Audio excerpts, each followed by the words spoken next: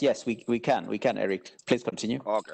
Thank you. Okay, thank you so much, George, for this opportunity and having this conversation so that we are able to get some of the solutions to the problems that we are facing right now. And I think that was the essence of this conference. So I will be very brief, and I'll give a few areas where we need to look at when we are talking about media sustainability. And I'll restrict myself to labor.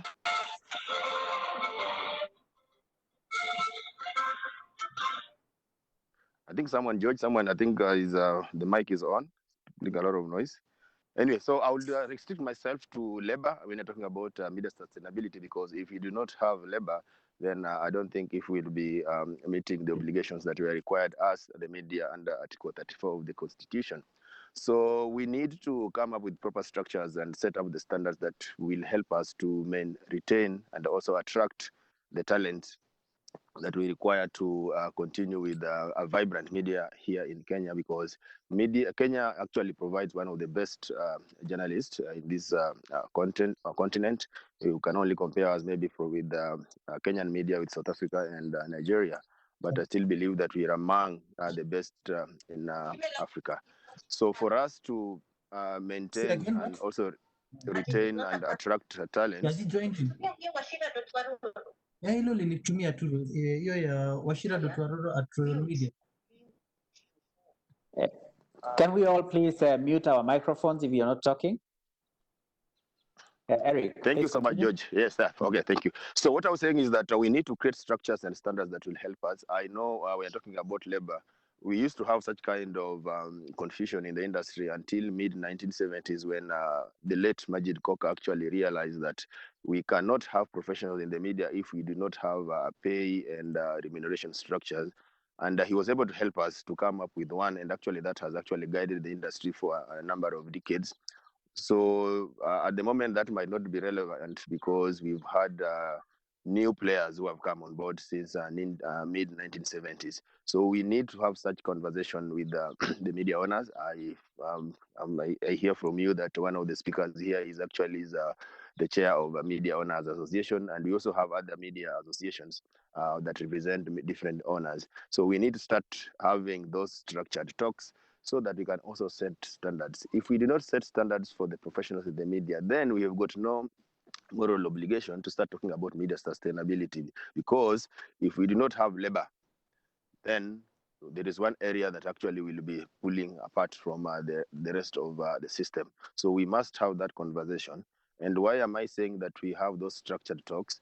Is only from those structured talks that we'll also be able now to engage the government and present some proposals to the government in terms of ensuring that if the government can give some tax rebates or tax waivers on equipment that you're using and in some other areas that are important, because there is no need of levying some of these taxes when the industry that you're levying these taxes is actually dying. So we need to revive them, we need to protect them, we need to come up with the measures that will cushion them against collapse.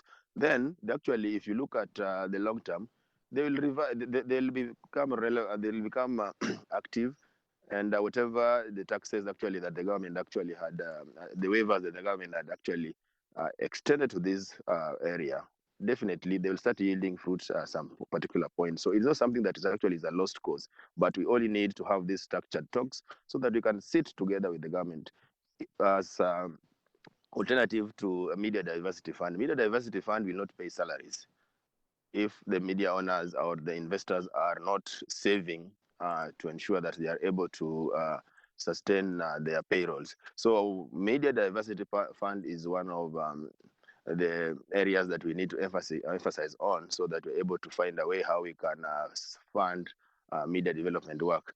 But again, if you want to talk about labor needs a very clear and sustainable revenue streams for the media investors. So that means that we need to sit together with all the relevant stakeholders, and that's actually the proposal that you're making as KUJ. Other than coming here to lament, we need to give ideas on how we can address this. So we need these structured talks where we'll bring all of us together and engage other stakeholders who are relevant to this cause, so that we're able to address these things in the long term. Otherwise, at the moment, we are suffering from some of these, media actually suffering from some of these, the effects of COVID-19 as a result of lack of preparedness. And even if another crisis actually strikes again after COVID-19, God forbid, we'll still find ourselves in the situation where we are. So for us to avoid this COVID-19 crisis is supposed to serve as a lesson to us as the media, as stakeholders, that we need to have the structured way of addressing the solution, the problems that we are facing, so that we're able to have the solutions. We are not the only ones who are suffering, but the whole world is suffering. And but some other countries actually have already started recovering, and they can see that there is a future for some of these organizations. So that is only will also make you, Professor Nyabuga, relevant to your students, because if you are appearing before students and these students see that there is no future in the media, they'll not be motivated.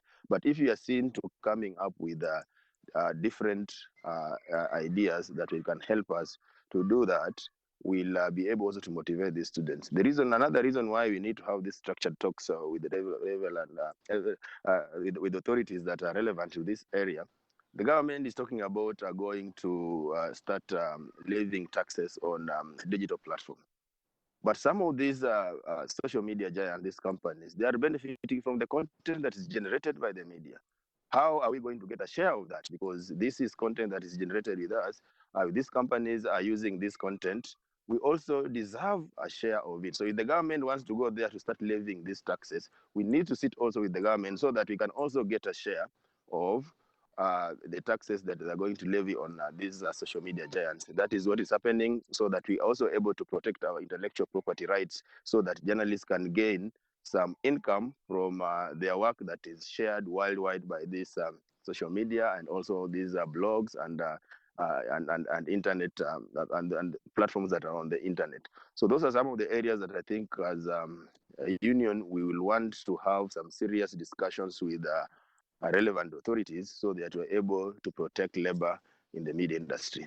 Otherwise, thank you so much, George, for steering this conversation. I can see people are coming up with very good ideas that if we're able to put together in a report at the end of this conference, then in another 3 or 4 months, we'll be able to have a very solid paper that will provide solutions to the problems that COVID-19 impact has actually caused in the media industry. Thank you so much. Over to you, George. All right. Thank you very much.